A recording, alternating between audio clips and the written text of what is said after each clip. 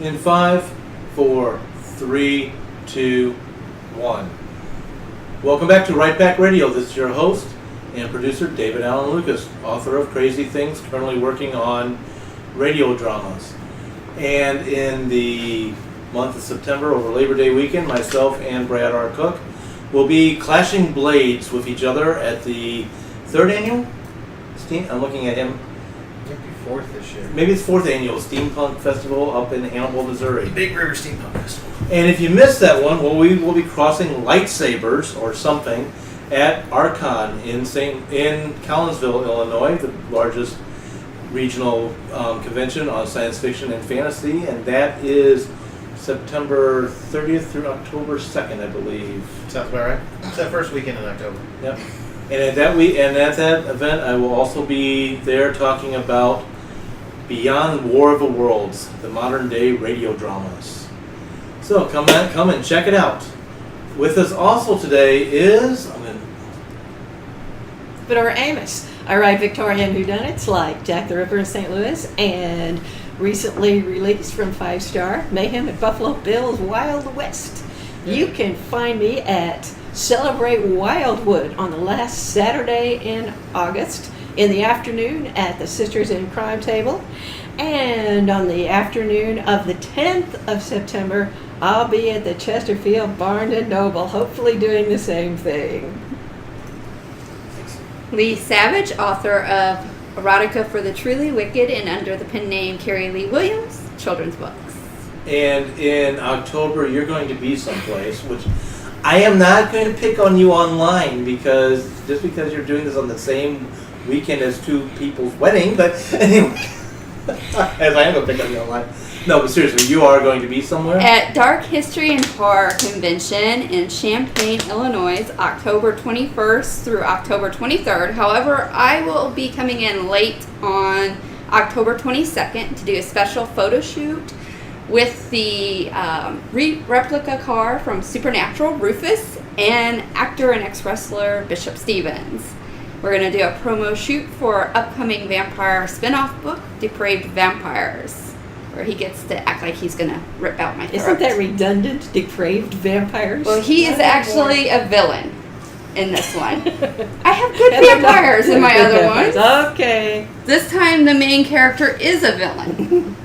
Not the good ones trying to... Anyhow. So I will be there that Saturday and late Saturday and also all day Sunday. I will not be running a table. So if you want to bring books, I'll be able to autograph them and there will be chances for photo ops. There we go. Brad. Brad R. Cook, the author of The Iron Chronicles, which I am currently editing Iron Lotus, due out this November. So check that out. It'll be coming soon. As David mentioned, you will be able to find me at the Big River Steampunk Festival and at Archon and PennCon. I'll be representing St. Louis Writers Guild and all kinds of other fun places like that. Writers in the Park? This might be after. Yeah, this airs right after. Yeah. Day after. So hopefully you had a good time at Writers in the Park. And then definitely check out my short story, A Clockwork Heart, available as an ebook. And you can find all of this at bradarchon.com. And at Archon, besides us dueling, you're doing a presentation? I'm doing a lot. More than I can actually remember and recite at the moment. But I think there's a steampunk panel. There's me talking about all kinds of different things. Victorian gadgetry, fun stuff like that. So, yeah, I'll be all over Archon. So just find me. I'm the guy in the hat with goggles. And one of the hats. A little bit more. Not with us today, but Jennifer Stolzer will also be at Archon on various panels. So if you love a right pack, here's a good chance to see quite a few of us. Also with us today is Melanie Claney, author of science fiction, fantasy, and nonfiction. And today we've got a returning guest, actually a member of our right pack, but who doesn't get to be on the air that often. I'll let her introduce herself. I am excited that she's here because we're going to be covering one of her most favorite poets of all times. Hi, this is Lauren Miller. I write at MidwestMaven.com. I'm an Anglophile and 19th century English literature lover, so I'm very excited to be here to talk about Tennyson. And I write and blog and historical stuff, just love literature. So thanks for having me here. And we're glad you're here. And today, if you just didn't catch that, we are going to be talking about Alfred Lord Tennyson. We're celebrating his birthday or death, is it? Birthday. Birthday for the month of August. And we are also going to talk about simplifying. August 6th, 1809, by the way, the same day as Writers in the Park. Which is Not in 1809, no. for the airing of this was yesterday. Exactly. The joys of pre-recorded podcasts. So, why should I? Okay, before Lauren throws these heavy books at me, I'm going to say I'm setting this up as this question. Why should I care about some dead poet back in the 19th century? I mean, he's dead. He's a poet. Nowadays, we don't care about our poets. They just sit on the corner and hold their hats out and hope that somebody drops coins. I'm being slightly facetious, but actually, they really, sit in coffee not houses. too far off. Yeah, they're in coffee houses. Well, I think that they're missing part of it is they're also lyricists, and those lyrics are songs, and they are poems, and we celebrate them all over the place. I think the key is simply getting music set to your poem. If they could manage that, they'd be rock stars too. That's true. And back in the day when Tennyson was alive, he was a rock star. I mean, imagine having to move way out into the country, as we were talking about off mic, just to get away from people and still have your house flooded by strangers going, I want your signature, you're my best, whatever. You know how that goes. I think we're just watching movie stars Kanye now. West of the 19th century. Wait a minute, did you just knock him down? Sorry. He is the quintessential Victorian poet, Yes. and was, after all, for goodness sake, Poet Laureate of Great Britain for 42 years. Yes. Very impressive. I mean, nobody else has ever come even close to that. What an Majority of amazing Victoria's career. right. Yeah. So tell me more about this guy. Why, how does he apply to today? I mean, poetry's poetry. Before I have people start dinging my personal Facebook pages and everything else, I love poetry. I'm doing this on purpose. So why should we care about this poet? Well, let's go back to song lyrics and lots of bits of his poetry, because he's written voluminous amounts of it in one way or another, has been turned into song. The one that I like the best is Sweet and Low, which is a lullaby actually, and it's very sweet. This is the last paragraph of it. Sleep and rest, Father will come to thee soon. Rest, rest on mother's breast, Father will come to thee soon. Father will come to his babe in the nest, silver sails all out of the west, under the silver moon. Sleep, my little one, sleep, my pretty one, sleep. Isn't that a sweet little lullaby? It is. A lot Come better on. than, okay, in all honesty, a lot better than Rock by Baby. And that's just a dangerous song if you think about it. So, Lauren, you were saying off mic something about how often this man is quoted. Yes, I saw in Wikipedia, actually, if you can trust that he's the 9th most frequently quoted writer in the Oxford Dictionary of Quotations, which we have with us today. A couple of his favorites were most quoted, "'Tis better to have loved and lost than never to have loved at all," and "There's not to reason why, there's but to do and die." The charge of the Light Brigade. Exactly. I mean, it's classic. How many Yes. British schoolboys had to learn by heart? Exactly, and how cool is he? He wrote poetry about war.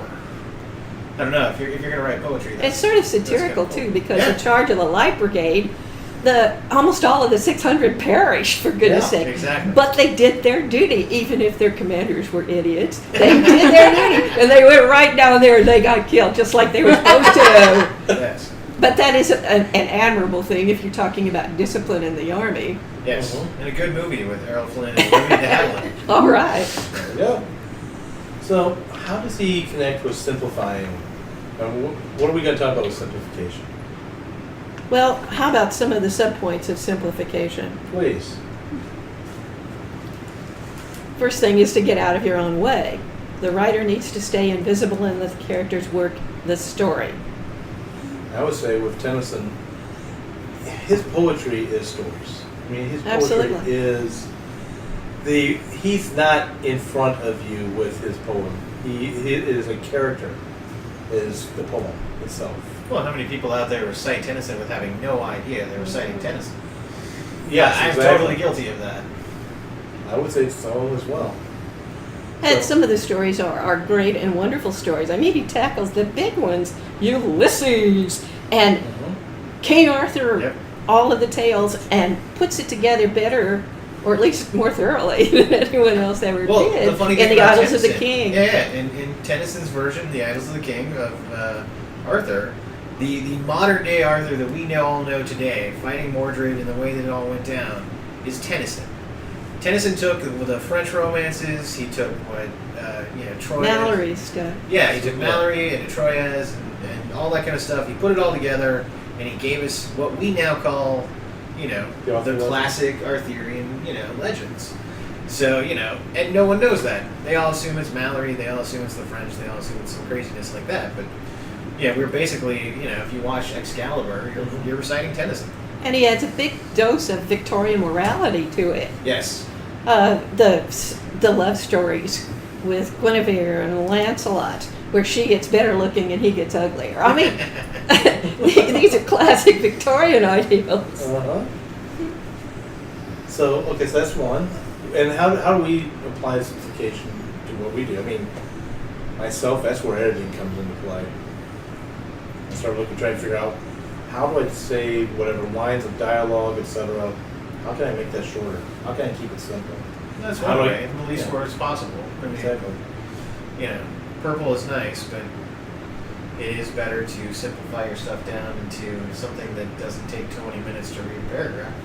Exactly. And the most basic element of that is show, don't tell. Exactly. Right.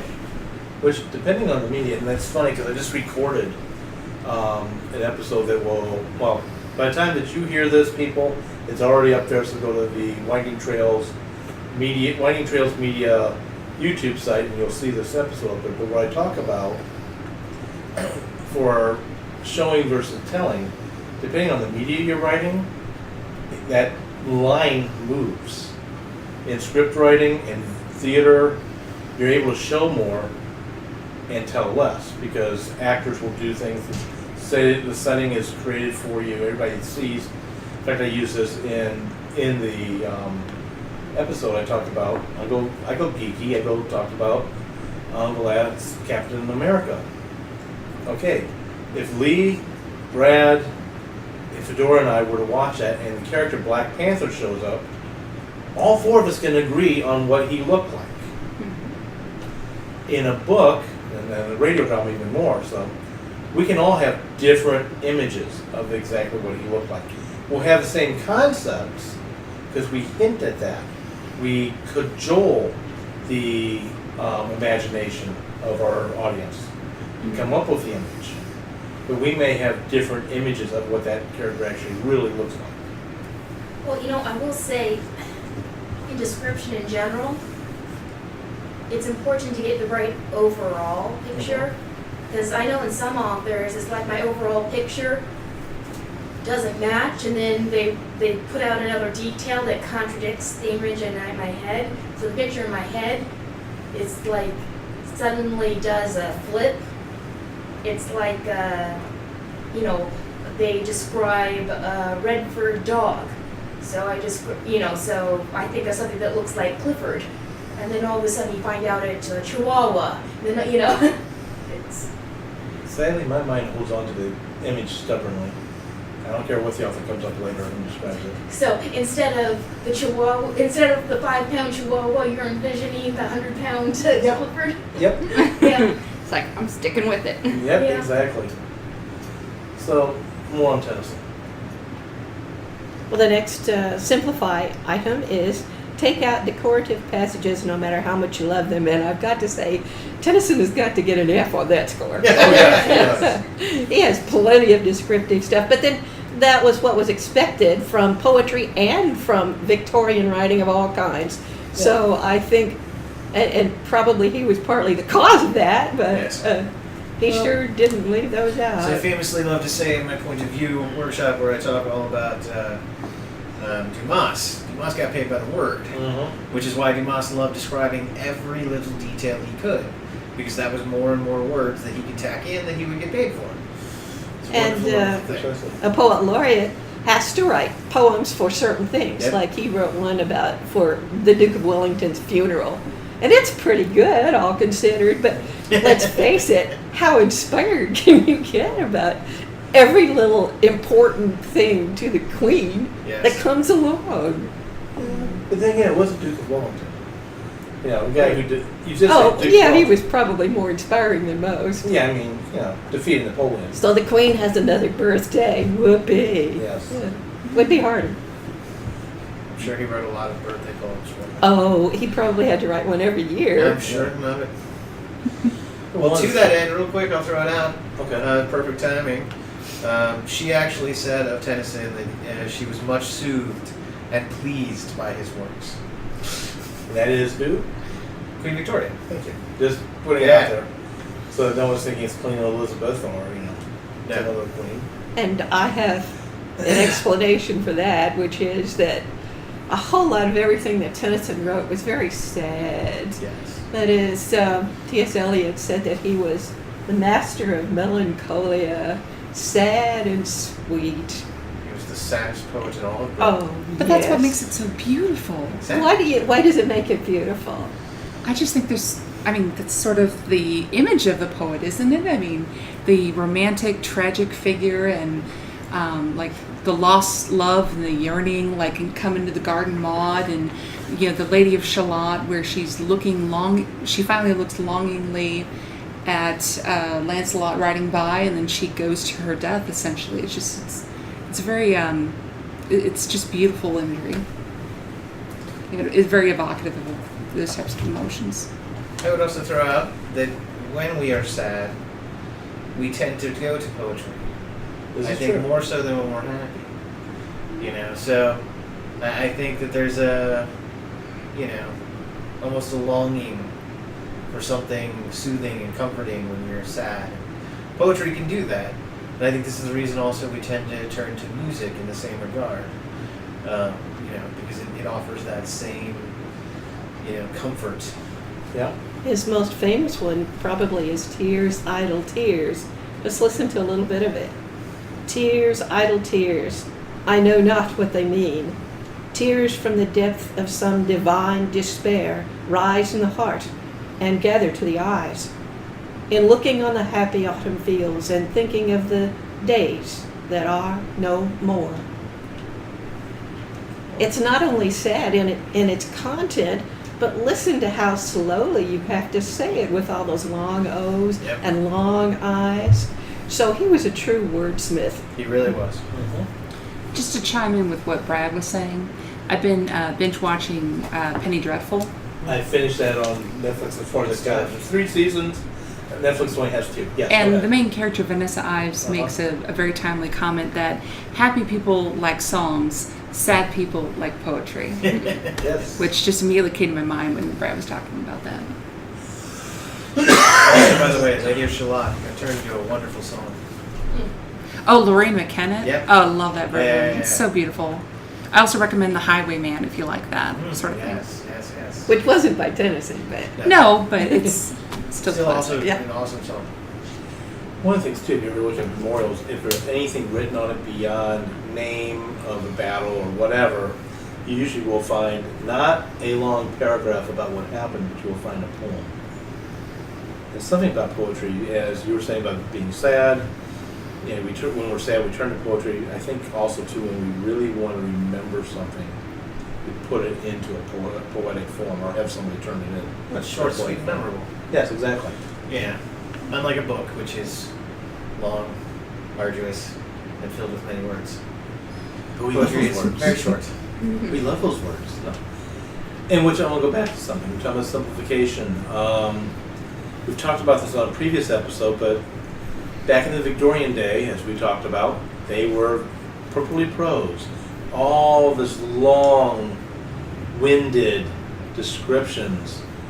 And Jane Austen, which is a different author, I know, but Jane Austen went overboard, if you think about it, from a modern-day point of view, went overboard. But let's pull back for a second. We are talking about the 19th century. People didn't travel. They didn't have anything like, of course, the internet today. Yeah, TV. They didn't have TV. They didn't have radio. They didn't have any of the access in which to be able to live these other lives, except for books. So they wanted them as long as possible. Yes. I don't think they Film wanted it as original. long. They wanted the details. They Yeah. wanted to feel like they were there more. You had to invoke that image in their mind, Right. because there was nothing to, it's the same way we watch a movie. We talk about how beautiful the cinematography was. Well, the wordiness of a Victorian novel is the cinematography of today. Also, it was a group thing, and I think they did want it to be long Yeah. because they would read an excerpt as entertainment in the evening, Right. and they certainly would not want to read the entire book, wouldn't expect that at all. They would read a section, talk about it, go to bed, come Yep. back the next night, do the same thing. Same So thing yeah, we I do think with they radio did want dramas. it to be Or long. TV shows, or Yep. now, internet, No, Netflix but- shows.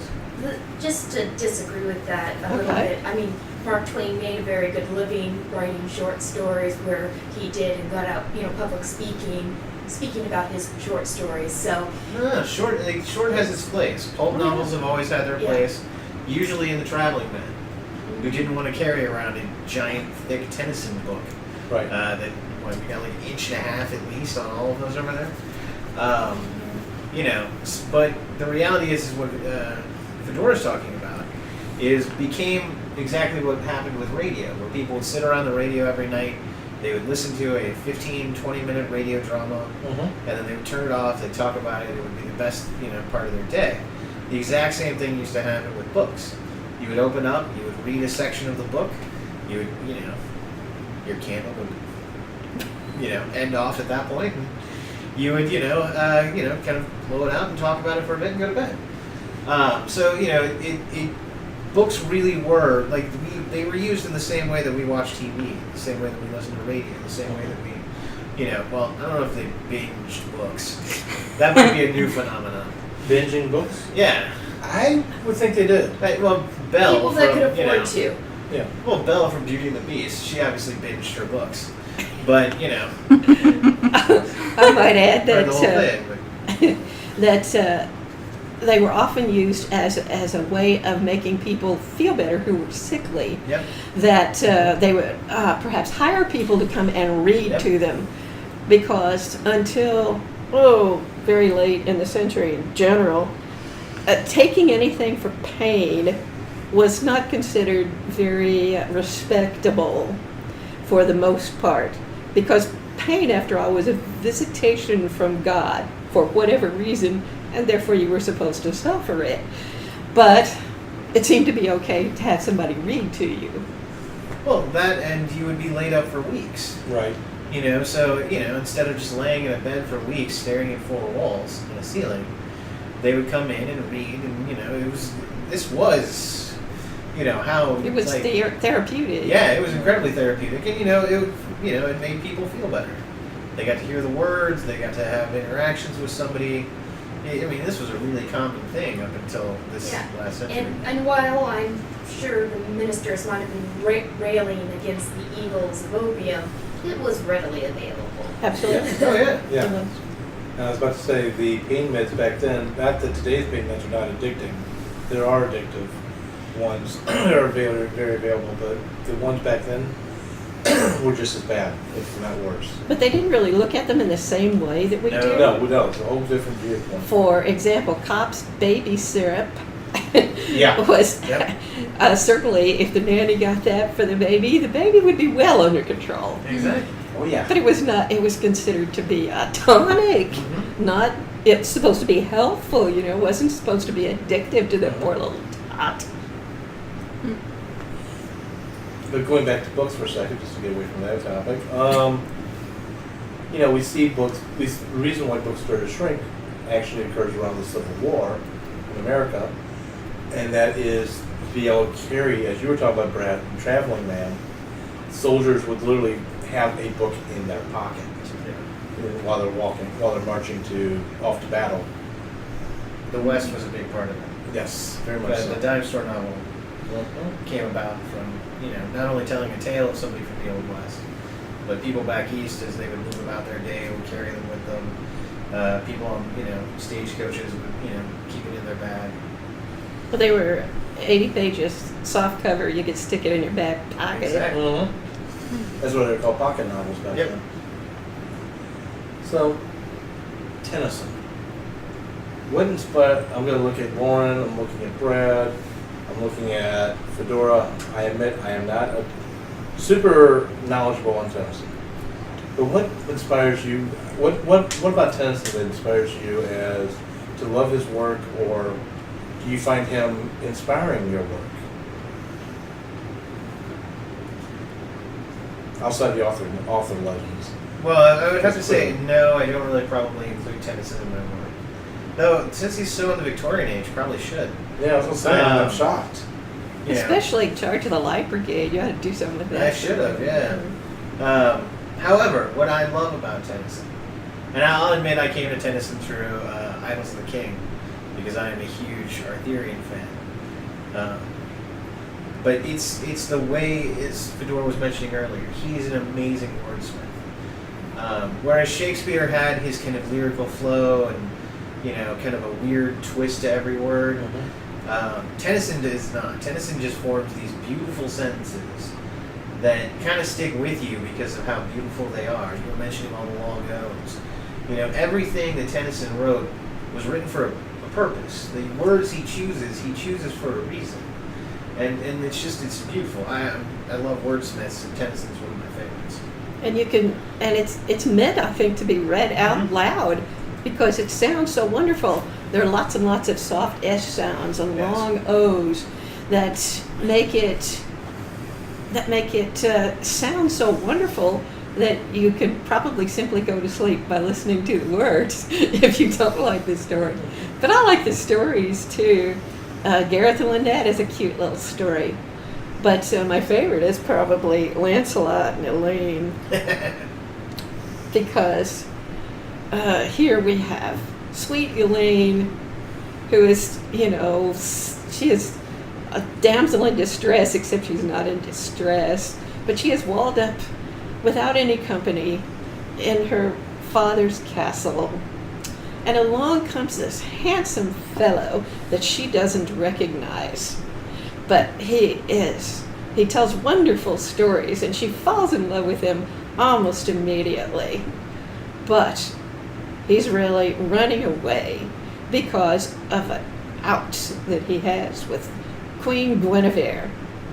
It seems there was a tournament every year for 9 years.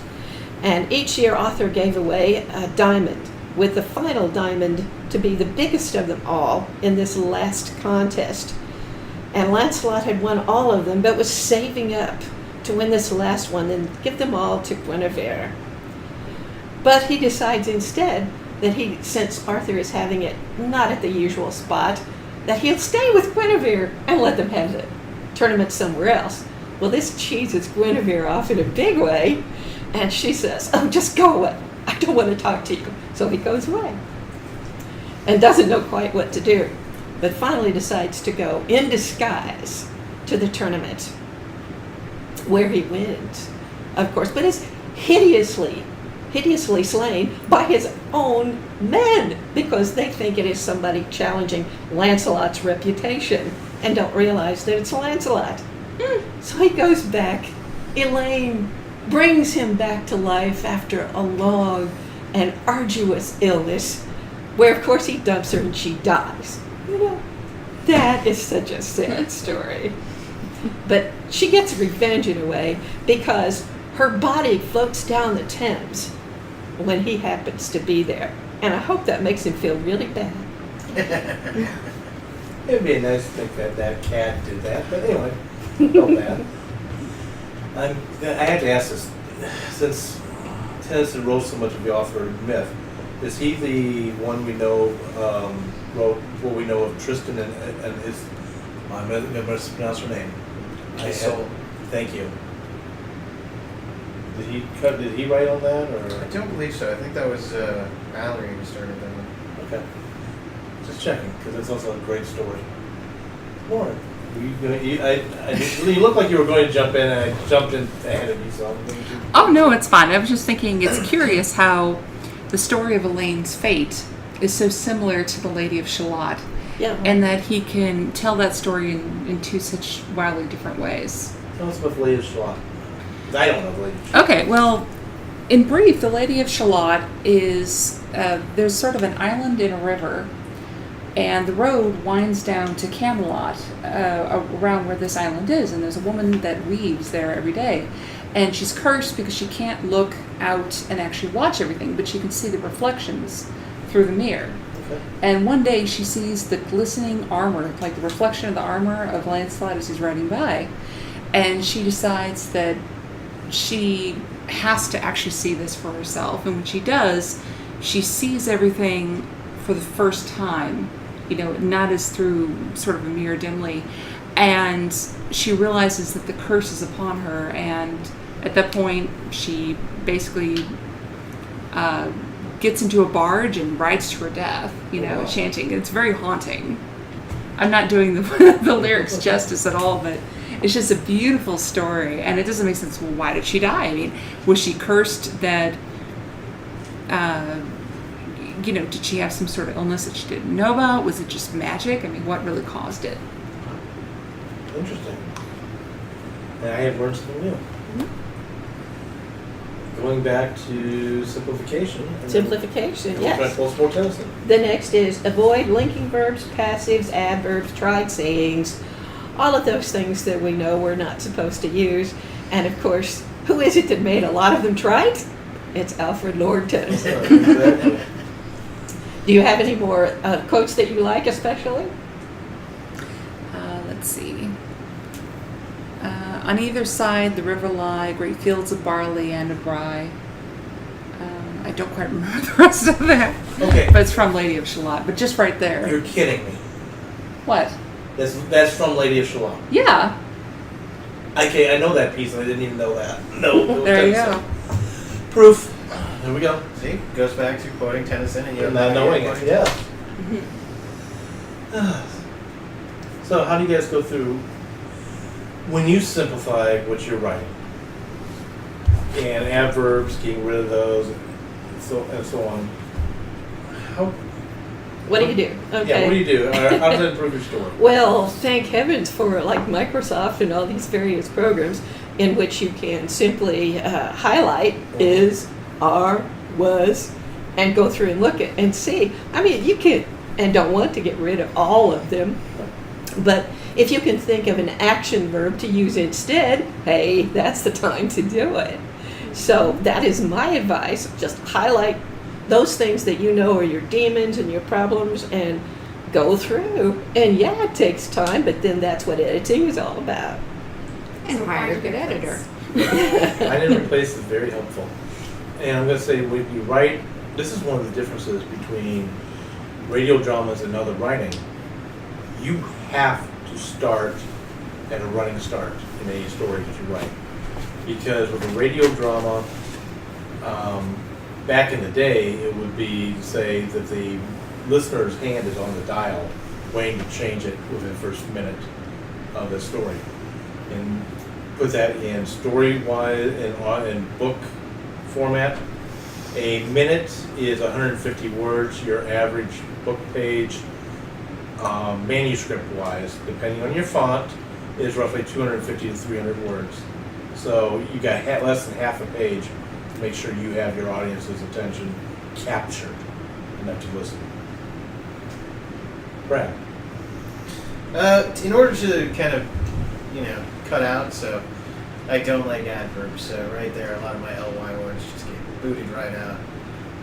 But I always read it aloud, and anything that sounds like it can go like the that's and some of the does and some of the a's, I love to get rid of. And that way my novel has a nice quick pace to it, and people can go through it at ease. And to be honest, probably sometimes I cut too much. I know my editors like to add in little phrases at the end of sentences or something like that sometimes. Just What to- dialogue tags? You cut out too many not dialogue? necessarily dialogue tags, but like, I won't always describe the gun. I'll just, or whatever the weapon he's using or the full-on action.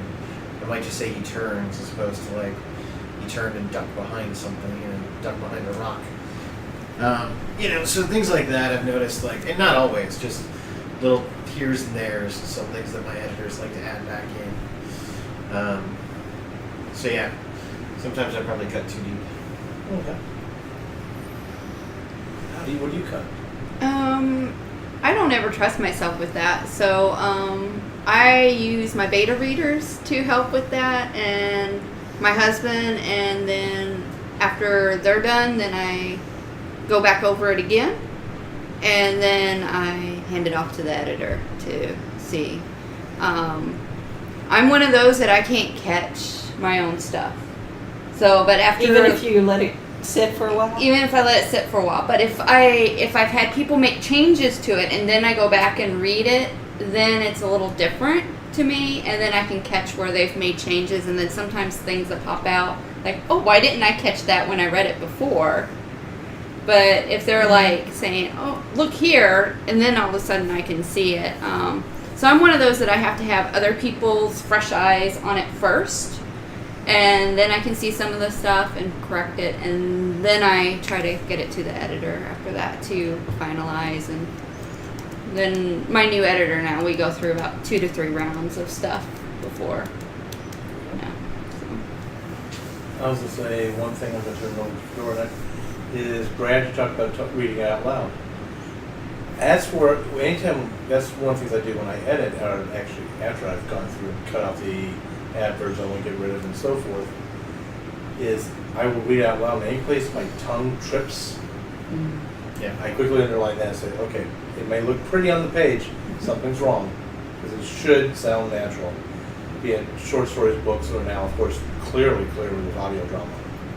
And that ties right into the next thing, which is to use only a hint of dialect if you're using dialect. Yes. Most certainly. That's one thing I'm going to change authors. Agatha Christie. She always used just enough to give you an idea of Hercule Poirot was talking with a Belgian accent. Belgian French. Yeah. You get just a slight phrase, and that's all he'll use. You don't sneak it in. Whereas I know reading one of my other favorite authors, Baroness Oak, I can't pronounce her last name, but Oaktree, Scarlet Pimpernel. Back when she wrote, throwing French in there was expected. I mean, the reader back then knew both English and French just as well as people who are any bilingual. And when I see the French, it's like, okay, skip, next, right? Oh, there's English. Yeah, that bothers me. I was like, I when you do actually recognize it. And of course, it has a lot to do with knowing your audience Yeah. and what Yes. they're capable of and what they expect.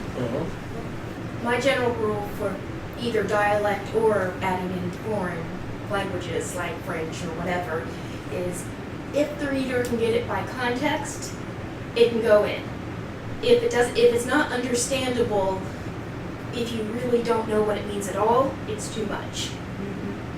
So I remember, I forget what I was reading, but it was a book that he was a food critic, and he was sitting in the French countryside, and there was a thing, I don't speak any French, so I don't remember the French words at all, but the cold water tap let out scalding hot water, and the hot water tap let out ice cold water, and I knew this despite the fact that he said the word for hot Sure. in hot and cold for labels in French. Well, and that's one of the things too. Even if you know the language, you need to make sure you know the audience. Because if you write it in there, let me use an example. This was actually in a legal document, translated from English to Spanish, which was great. Except for the Spanish, it was translated into, and I may have the dialects wrong, so forgive me. We'll say one was Mexican Spanish, but was being read to Cuban Spanish. And there's a Mexican Spanish word that means one thing, but it's a curse word, and used in the Cuban version. I'm like, and that got lots of attention. Nothing that public would have gotten a hold of, but less attention to that legal document.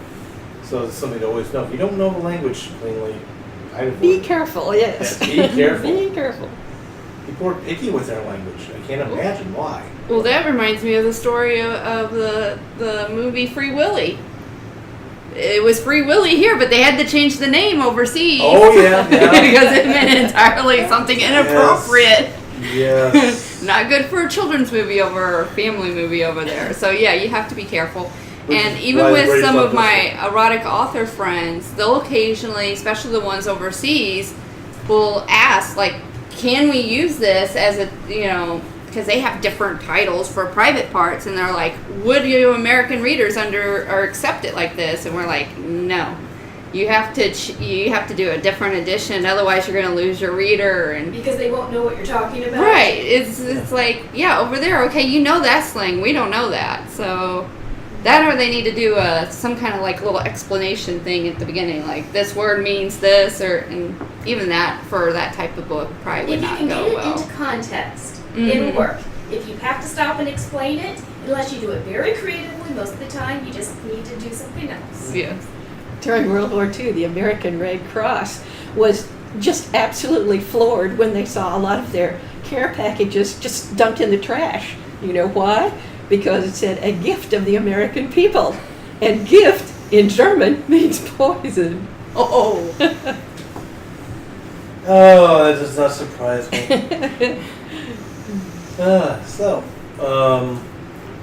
Do we have more on simplification? Oh yeah, I do.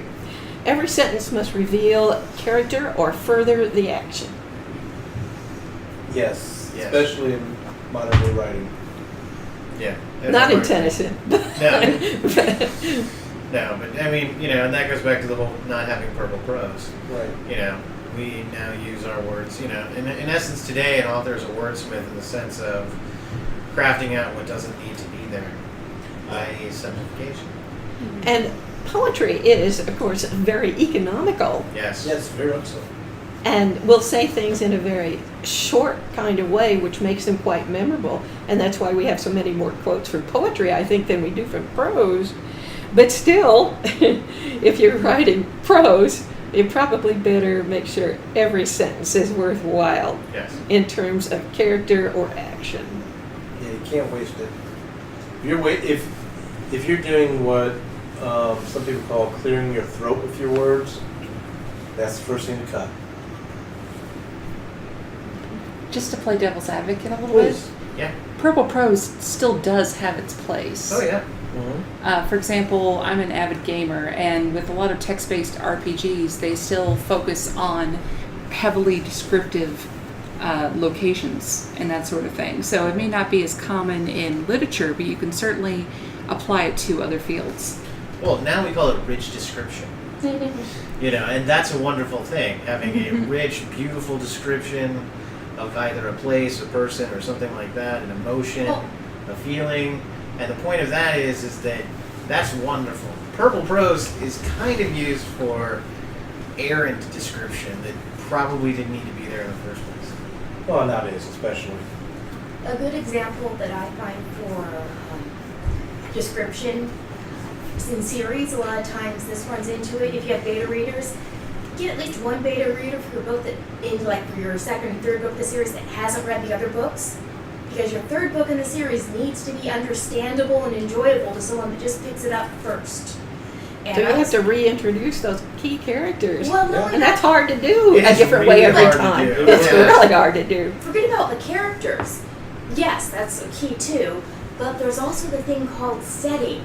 And I could almost tell, no, not almost, I could tell when I was beta reading a book, when the author was describing something she had never described before versus a known setting.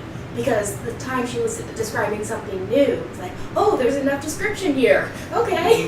Everything else was, what is this place like? So, I am currently editing Iron Lotus, the third in the Iron Chronicles series. They fly around on the Sparrowhawk, which is their airship, and I gave it beautiful, rich descriptions in the first book.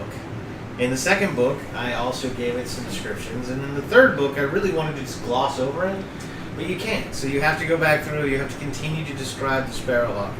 To the point now where if I take all of my descriptions of the Sparrowhawk and throw them together, one, I try to do them each differently, so that you're not reading the exact same passage over and over and over again. That's what's hard. Yes, and it's incredibly hard to describe the exact same thing in 3, 4, 5, 6 different ways. So, to be honest, I think this is something that needs to be taught more, because it's something I think all writers realize when they get into their second, third, and fourth books. How to kind of continue to describe something that one reader knows and another reader doesn't know, and keep it interesting for both of them. I call it the Janet Ivanovich conundrum. Exactly. Could you maybe try breaking it down and inserting the descriptions in with character actions? Partially. And so instead of just like a block text of this is what the Sparrowhawk looks like. Or I don't like doing block text of anything, so what I try and do is work it in more. I like to do it in, because my character loves to fly, so I tend to do it in terms of rich descriptions like that. This time around, actually, the beautiful thing is, because in book 2 it gets damaged, and in book 3 they have to repair it, I'm going around repairing the ship. It gave me a beautiful chance to describe what the ship looks like as he fixes it, without having to constantly, create giant paragraphs. Or have a new character to have to explain something to, just so you can just write it. That was my point. I usually, how my series goes is I have new characters become the new primary characters, and some of the primary characters become minor. So I try to describe things through the new character's eyes, and hopefully that leads to a different description, because that person's going to focus on different things compared to the other characters. I think a real big problem with that is knowing how much is enough and how much is too much Exactly. on the second and third go-round, and 15th or whatever. Yeah, I can only imagine in like Harry Potter levels when, you're in your 7th book and you're still trying to describe what Hogwarts looks like. That's why a lot of the 7th book isn't in Hogwarts. That's a good thing to Exactly. move the Change setting somewhere location. else. Yeah. And then she blows it up, so. There's another author, she kept burning things down. I wonder if that was part of the reason. Maybe so. I don't want to describe this again. Yeah. I'm going to burn it down and start over. Some more Tennyson. We have one, go ahead. We have one more of the simplify items, and that is get rid of most dialogue tags. If an identifier is needed, use the word said. Elmore Leonard calls it the least objectionable of the bunch. Yes. Yep. Said is not dead. Please just stick with said. There's no need to continue on with He said angrily. maligned, he said angrily, any of those. No. I actually like using asked if it's an actual question, though. But a question mark implies it's a question. Yes, but there's So- something called a rhetorical question, and saying said after a rhetorical question when you're repeatedly using asked. No. is If, that if you've got a question mark, please use ask. There's nothing wrong with asked. But Yeah, it's just a question version of said. yeah, I personally would much rather, instead of saying, Joffrey said, have Joffrey pick up the drink it, and die. So, sorry, Game of Thrones reference there. But yeah, so, have an action instead of a dialogue tag. You're getting the same thing across, which is that the character is being identified, and you don't have as many sets. But the beautiful part, and I think this is part of what she was mentioning, Fedora was mentioning, if you have two characters talking, identify them, and then let them talk. There's no need to keep saying so-and-so said, and so-and-so said, back and forth on every dialogue line. Yeah, that eventually knocks you out of the dialogue, knocks you out of the story. Exactly. The problem is when you have 3 people. Then you have to identify it, but Sometimes you do, but Sometimes. still not all of the no, time. you can get beautiful speech patterns, that things of this Exactly. nature, turns of phrases that are often used, that will identify the character immediately. So that if you can avoid those tags, Yep. do so. And there are times, of course, when you can't. Yep. So don't worry about it. Just do Exactly. And that's what you said. Now, what did Tennyson do? Did he constantly? Well, Tennyson was writing poetry, so that didn't matter.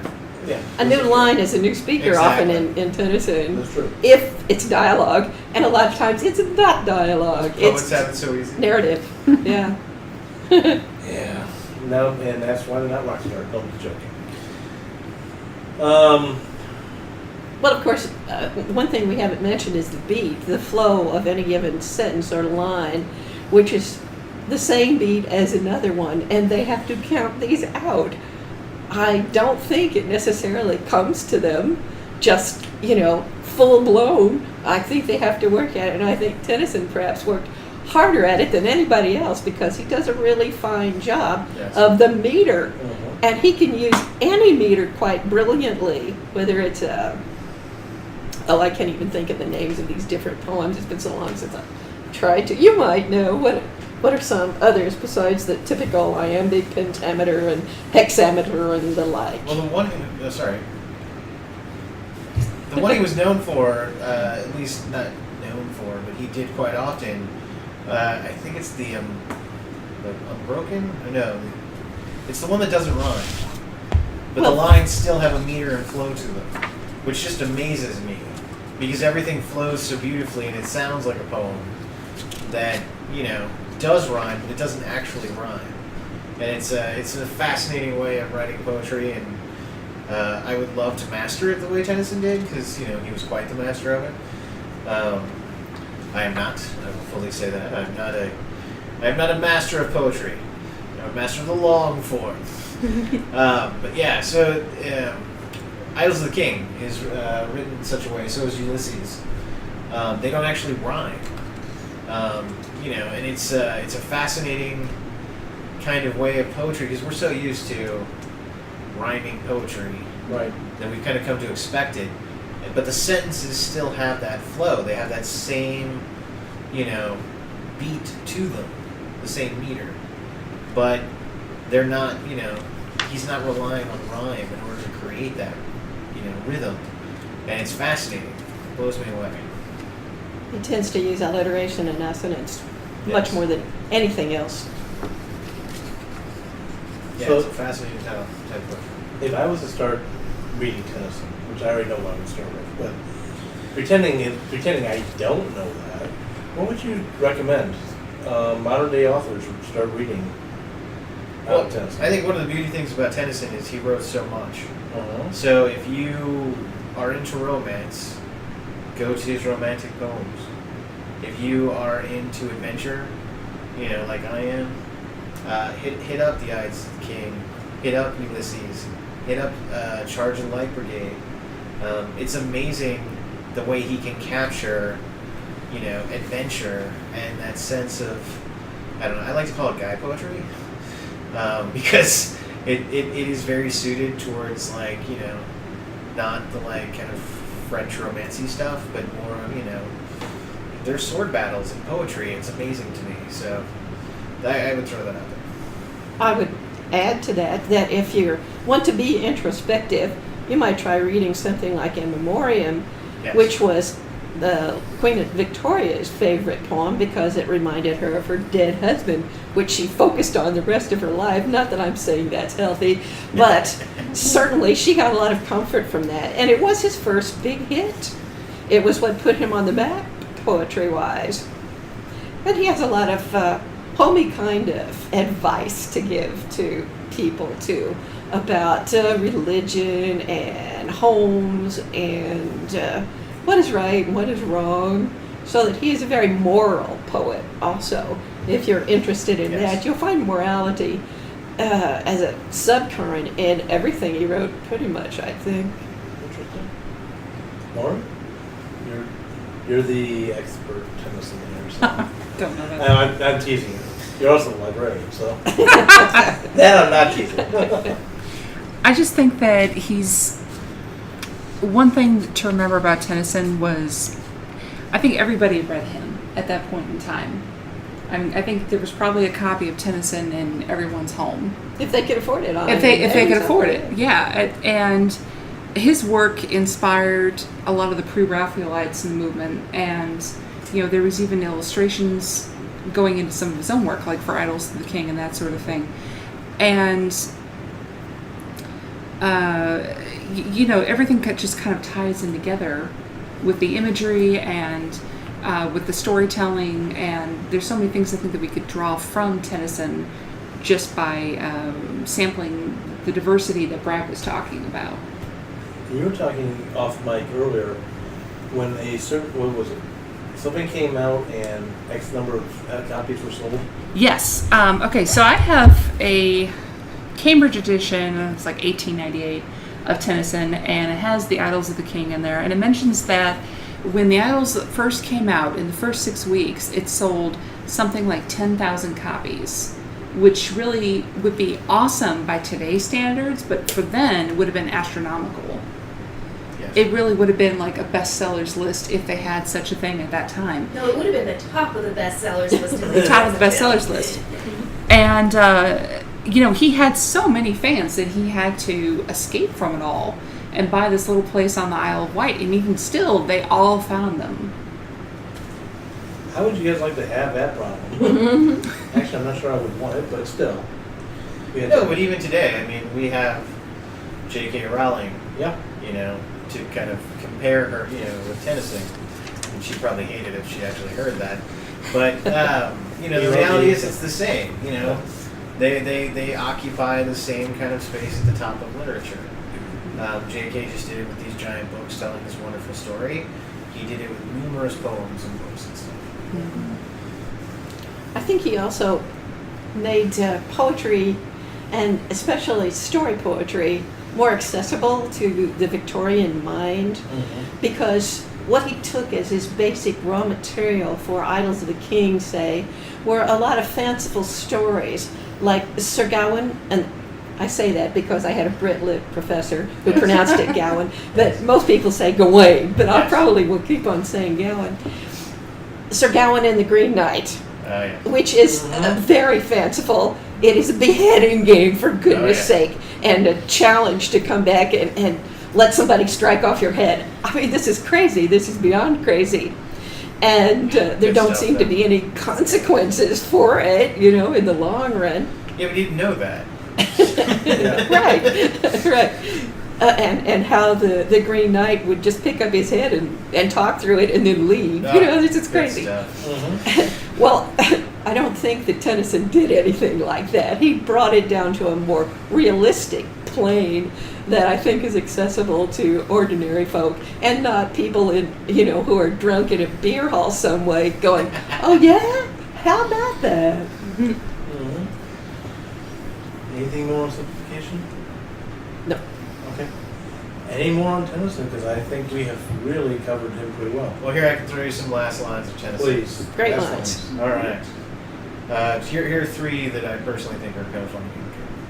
A smile abroad is often a scowl at home. Good stuff. A lie which is a half-truth is ever the blackest of lies. And then I will leave Do you any with this one. politicians know that? You were in my mind on that one. And I'll leave you with this. Dreams are true while they last, and do we not live in dreams? Amen to that, and I think, Lauren, you were looking up something, so... Oh, I was just looking up one. You mentioned In Memoriam earlier. There's a wonderful line in there. He seems so near and yet so far. The guy was dead. Yes. Right. So. But they don't leave you just because they're dead. Exactly. They're still with you. I just thought that was a wonderful line. Yeah, nice. And on that note, tune in next week for yet more interesting tales in the writing industry. Thank you for listening, and have a great week writing.